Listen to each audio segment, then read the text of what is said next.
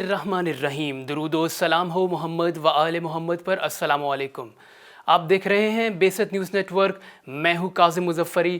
سب سے پہلے آج کی ہیڈ لائنز۔ اللہم صلی علی سیدنا محمد۔ رہبر معظم سید علی خامنہئی نے کہا ہے کہ اسرائیل سے تعلقات معمول پر لانا گناہ کبیرہ ہے۔ گیلپ سروے کے مطابق امریکی صدر جو بائیڈن سب سے زیادہ مایوس کن امریکی صدر قرار۔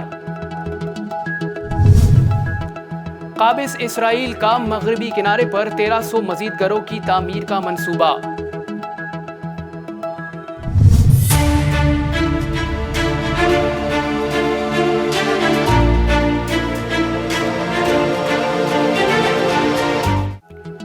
ترک صدر کا جرمنی اور امریکہ سمیت 10 ممالک کے سفیروں کو ملک بدر کرنے کا حکم۔ یمنی فوج نے سعودی حمایت یافتہ دہشت گردوں کے قبضے سے 3200 کلومیٹر کا علاقہ آزاد کرا لیا۔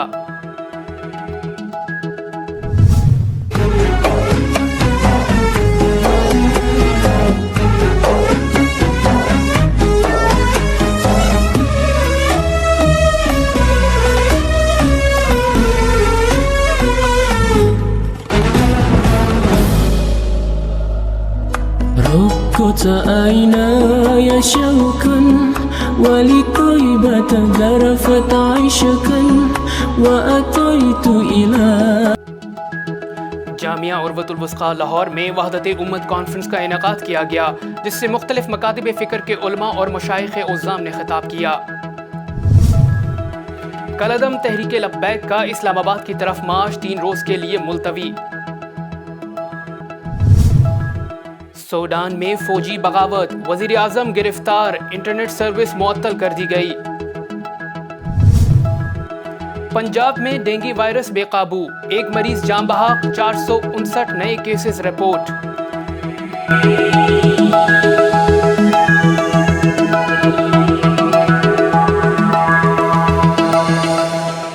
اور اب کچھ خبریں تفصیل کے ساتھ۔ رہبر معظم سید علی خامنہئی نے کہا ہے کہ اسرائیل سے تعلقات معمول پر لانا گناہ کبیرہ ہے۔ اللہم صلی علی سیدنا محمد۔ رہبر انقلاب اسلامی آیت اللہ العظمیٰ سید علی خامنہئی کا کہنا ہے کہ مسلمانوں کا اتحاد ایک قطعی فرض اور قرآنی حکم ہے۔ وحدت اسلامی ایک اصولی مسئلہ اور قرآنی فریضہ ہے، اور شیعہ سنی اتحاد کے بغیر نئے اسلامی تمدن کے اعلیٰ اہداف تک پہنچنا ممکن نہیں ہوگا۔ رہبر معظم انقلاب اسلامی حضرت آیت اللہ العظمیٰ سید علی خامنہئی نے پیغمبر اسلام حضرت محمد مصطفیٰ صلی اللہ علیہ وآلہ وسلم اور حضرت امام جعفر صادق علیہ السلام کی ولادت باسعادت کی مناسبت سے تہران میں عالمی اسلامی وحدت کانفرنس کے مہمانوں سے خطاب میں بعض علاقائی ممالک کی طرف سے اسرائیل کے ساتھ سفارتی تعلقات گناہ کبیرہ اور عظیم غلطی قرار دیتے ہوئے فرمایا کہ علاقائی حکومتوں کو اسلامی اتحاد اور یکجہتی کے دائرے میں واپس آ جانا چاہیے۔ بعضی از دولت‌ها خطا کردند، خطای بزرگی کردند و گناه کردند و عادی سازی کردند با رژیم غاصب و ظالم صهیونیستی۔ عالمی سیاسی اور مادی طاقتوں نے ہمیشہ اسلام کو ایک فردی دین تک محدود کرنے کی کوشش کی، جبکہ اسلام انسان کی سعادت اور سربلندی کے لیے ایک جامع منصوبہ لے کر آیا ہے۔ اسلام کی سیاسی، اقتصادی، سماجی مسائل کے متعلق گہری توجہ اس بات کا مظہر ہے کہ اسلام کے پاس حاکمیت کے لیے ایک جامع اور ہمہ گیر منصوبہ موجود ہے۔ رہبر معظم انقلاب اسلامی نے امریکہ کی طرف سے اسلامی ممالک میں فتنوں کی طرف اشارہ کرتے ہوئے فرمایا کہ افغانستان کی مساجد میں مسلمان نمازیوں پر حالیہ بم دھماکوں سے صاف ظاہر ہوتا ہے کہ امریکہ مسلمانوں کا دشمن ہے۔ داعش دہشت گرد تنظیم نے حملوں کی ذمہ داری قبول کی، جبکہ امریکہ نے واضح اعلان کیا ہے کہ اس نے داعش کو تشکیل دیا ہے۔ They have a bunch of dishonest people. They've created ISIS. Hillary Clinton created ISIS with Obama. امریکی گیلپ سروے میں کہا گیا ہے کہ امریکی صدر جو بائیڈن سب سے زیادہ مایوس کن امریکی صدر ہیں۔ غیر ملکی خبررساں ایجنسی کے مطابق امریکہ میں ہونے والے ایک گیلپ سروے میں عوام سے امریکی صدر جو بائیڈن کی کارکردگی کے بارے سوال کیا گیا، جس میں صرف 41% عوام نے امریکی صدر کی کارکردگی پر اطمینان کا اظہار کیا۔ باقی 58% عوام نے جو بائیڈن کی کارکردگی کو مایوس کن قرار دیا۔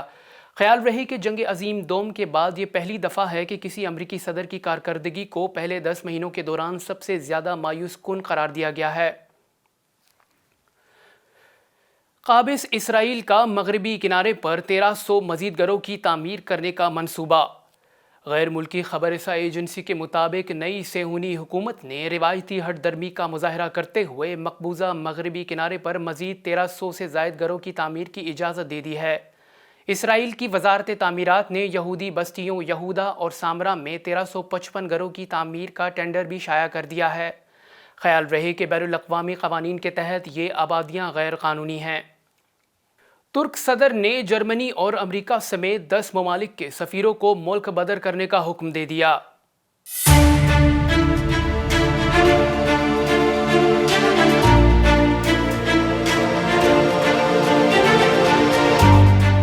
ترک صدر رجب طیب اردوان نے اپنے وزیر خارجہ سے کہا ہے کہ وہ جرمنی اور امریکہ سمیت ان 10 ممالک کے سفیروں کو پرسونا نان گراٹا یعنی ناپسندیدہ شخصیات قرار دیتے ہوئے ملک بدر کرنے کے لیے آئینی اقدامات کا آغاز کر دیں، جنہوں نے اسیر سماجی رہنما کی رہائی کی اپیل کی تھی۔ خیال رہے کہ ترکی میں سفیروں کو ملک بدر کرنے کے لیے ابتدائی طور پر ناپسندیدہ شخصیات قرار دیا جاتا ہے اور اس کے بعد ملک بدر کرنے کی راہ ہموار ہوتی ہے۔ ترک میڈیا سے گفتگو میں صدر طیب اردوان نے کہا تھا کہ انہوں نے وزیر خارجہ سے کہہ دیا ہے کہ ہم ان سفیروں کے میزبانی کے متحمل نہیں ہو سکتے۔ America, Germany, Canada, Denmark, Finland, France, Netherland, New Zealand, Norway اور سویڈن کے سفیروں نے پیر کو ایک انتہائی غیر معمولی مشترکہ بیان جاری کرتے ہوئے کہا تھا کہ انسانی حقوق کے رہنما عثمان کاولا کی مسلسل حراست ترکی پر برے اثرات مرتب کر رہی ہے۔ انہوں نے عثمان کاولا کی رہائی کی اپیل کی تھی۔ عثمان کاولا کو 2013 کے حکومت مخالف مظاہروں اور 2016 میں ناکام فوجی بغاوت میں ملوث ہونے کے الزامات کا سامنا ہے۔ یمنی فوج نے سعودی حمایت یافتہ دہشت گردوں کے قبضے سے 3200 کلومیٹر کا علاقہ آزاد کرا لیا۔ یمنی فوج کے ترجمان یاہیا سری نے ایک ٹی وی چینل کو انٹرویو دیتے ہوئے کہا کہ آپریشن ربیع النصر کے تحت سیکیورٹی فورسز نے طے کیے گئے تمام اہداف اور مقاصد کامیابی سے حاصل کر لیے۔ انہوں نے مزید کہا کہ اس آپریشن کے تحت اب تک 3200 کلومیٹر کا علاقہ آزاد کرا لیا ہے۔ یاہیا سری نے بتایا کہ یمنی فوج نے ٹوٹل 130 آپریشن کیے، جن میں سے 35 آپریشن سعودی سرزمین پر کیے گئے۔ اس دوران یمنی ایئر ڈیفنس نے 4 سعودی ڈرونز طیارے بھی مار گرائے۔ جامعہ عروۃ الوثقی لاہور میں وحدت امت کانفرنس کا انعقاد کیا گیا، جس سے مختلف مکاتب فکر کے علماء اور مشائخ عظام نے خطاب کیا۔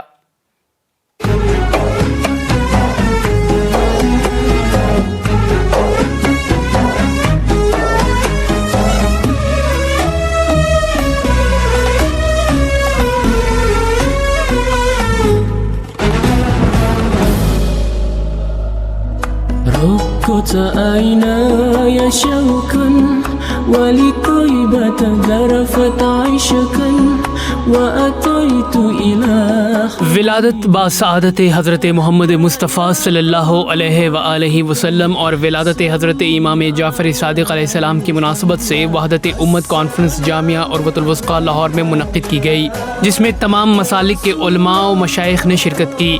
بیسٹ نیوز سے گفتگو کرتے ہوئے چیئرمین رویت ہلال کمیٹی مولانا عبد الخبیر آزاد صاحب نے کہا کہ آج پاکستان کو وحدت کی ضرورت ہے اور اسی طرح کے پروگرام پاکستان بھر میں ہونے چاہیے۔ آج ہم سب جامعہ عروۃ الوثقی میں ہیں اور بڑا اچھا لگا کہ علامہ جواد نقوی صاحب نے ایک عظیم کانفرنس کی ہے، جس میں تمام مسالک کے علماء کو بلایا اور وحدت امہ کا ایک پیغام جو ہے وہ دیا ہے۔ تو آج پاکستان کو وحدت کی ضرورت ہے۔ میں سمجھتا ہوں کہ اسی طرح کے پروگرام پاکستان بھر میں ہونے چاہیے تاکہ ہم گھر گھر میں اس وحدت اور پیغام پاکستان اور اتحاد کا جو پیغام ہے اس کو عام کر سکیں۔ کونسل جنرل اسلامی جمہوریہ ایران جناب محمد رضا ناظری نے بیسٹ نیوز سے تاثرات کا اظہار کرتے ہوئے کہا کہ اس طرح کی کانفرنس جہان اسلام میں اتحاد و وحدت کی تقویت کا باعث ہیں۔ برگزاری برنامه‌های این گونه موجب تقویت وحدت و جهان و اتحاد جهان اسلام خواهد شد و جا داره بار دیگه تشکر کنیم از برگزار کنندگان این نشست مهم و در واقع وحدت ساز. جناب پروفیسر عبدالغفور راشد صاحب نے کہا کہ اس کانفرنس میں وحدت امت کے نقطے پر ملت اسلامیہ کو جمع کرنے کی ایک کامیاب کوشش کی گئی ہے. یہ سید آغا جواد نقوی صاحب کی بہت اچھی کوشش، کاوش، بلکہ کامیاب کوشش ہے کہ انہوں نے تمام مقاد فکر کو ایک اہم نقطے پہ اکٹھا کیا ہے، اور وہ نقطہ اتحاد امت کا ہے، وحدت المسلمین کا ہے. منہاج یونیورسٹی لاہور کے نمائندے ڈاکٹر علی مکارم صاحب نے بیست نیوز سے گفتگو کرتے ہوئے کہا کہ ضرورت اس امر کی ہے کہ اس چار دیواری سے کانفرنس کو باہر نکالنا چاہیے تاکہ وحدت امت کی راہ ہموار ہو. آج کی کانفرنس سے پیغام بہت اچھا جا رہا ہے، آغا صاحب کا یہ اقدام بہت اچھا ہے، لیکن ضرورت اس امر کی ہے کہ ہم اس چار دیواری سے بھی کانفرنس کو باہر نکالیں. جو میں نے بات کی ہے کہ جو صرف یہ کام کر لیں کہ جو ہم نے یہاں پر تقریر کی ہے یہی تقریر ہم اگلے جمعہ پہ کر لیں، ہر بندہ اپنے اپنے ممبر پہ، تو وحدت امت کی راہ ہموار ہو جائے. تحریک حرمت رسول اللہ صلی اللہ علیہ وآلہ وسلم کے جنرل سیکرٹری قاری محمد یعقوب صاحب نے کہا کہ وحدت امت معاشرے کے لیے ریڑھ کی ہڈی کی حیثیت رکھتی ہے. وحدت امت کا پیغام سب کے لیے یکساں ہے. وحدت امت وہ علماء کے لیے، عوام کے لیے، دانشوروں کے لیے، ملک کے لیے، معاشرے کے لیے ایک ریڑھ کی ہڈی کی حیثیت رکھتی ہے. اگر ہماری صفوں میں اتحاد نہیں ہوگا، نہ ہم معاشی ترقی کر سکتے ہیں، نہ دینی ترقی کر سکتے ہیں، نہ اپنی دنیا کو بہتر کر سکتے ہیں، اور نہ اپنی آخرت کو سنوار سکتے ہیں. جب تک امت کے اندر وحدت نہیں ہوگی، ملک کے باشندوں کے اندر یکجہتی نہیں ہوگی، تو نہ ہم اپنے ملک کا دفاع کر سکتے ہیں اور نہ ہی دشمنان کے حملوں سے ہم بچ سکتے ہیں. اتحاد المدارس العربیہ کے مرکزی صدر مولانا زبیر فہیم صاحب نے بیست نیوز سے گفتگو کرتے ہوئے کہا کہ اتحاد کے حوالے سے سب سے پہلی ذمہ داری ممبر و محراب کے ذمہ داران کی ہے کہ تفرقے کی فضا ختم کر کے اتحاد کی فضا قائم کریں. اتحاد کے حوالے سے سب سے پہلی ذمہ داری تو جو ذمہ داران ممبر و محراب ہیں ان کی ہے کہ جو فضا پہلے بنی ہوئی ہے اسے ختم کر کے تو جو نئی ایک یعنی جس چیز کی ضرورت اور جس کی طلب تھی اس پر آغا صاحب نے جو کام شروع کیا ہے اس کے حوالے سے اس یعنی جیسے ابھی بات بھی ہوئی کہ جو اس وقت یہاں بات کر رہے ہیں اسی کو اپنے ممبر و محراب پہ کریں تو انشاءاللہ عوام میں بھی اتفاق و اتحاد کی صورت پیدا ہو. نظام المدارس پاکستان کے سربراہ حاجی امداد اللہ خان نے کہا کہ اگر تمام علماء اپنے ممبر و محراب سے یہی گفتگو کریں گے تو وحدت و یگانگت پیدا ہوگی. دیکھیں جیسے محترم جواد نقوی صاحب نے پروگرام کیا ہے، اگر واقعتاً ہر ممبر و محراب سے جو علماء یہاں گفتگو کر رہے ہیں یہ گفتگو اپنے ممبر و محراب اور اپنے داروں میں کریں گے تو انشاءاللہ العزیز ملک پاکستان میں وحدت اور یگانگت پیدا ہو جائے گی انشاءاللہ. کالعدم تحریک لبیک نے اسلام آباد کی طرف مارچ 3 روز کے لیے ملتوی کر دیا. کالعدم تحریک لبیک نے دارالحکومت اسلام آباد کی طرف اپنا احتجاجی مارچ 3 روز کے لیے ملتوی کر دیا، جبکہ حکومت نے اس پارٹی کے سربراہ کے خلاف الزامات واپس لینے پر اتفاق کر لیا ہے. خیال رہے کہ لاہور میں جمعے کے بعد سے ہونے والی جھڑپوں میں کم از کم 2 پولیس اہلکار جاں بحق ہو گئے تھے. حکام نے مزید کہا کہ کم از کم 1 درجن پولیس افسران زخمی بھی ہوئے اور پولیس کی کئی گاڑیوں کو نظر آتش بھی کیا گیا. سوڈان میں فوجی بغاوت، وزیر اعظم کو گرفتار کر لیا گیا جبکہ انٹرنیٹ سروس بھی معطل کر دی گئی.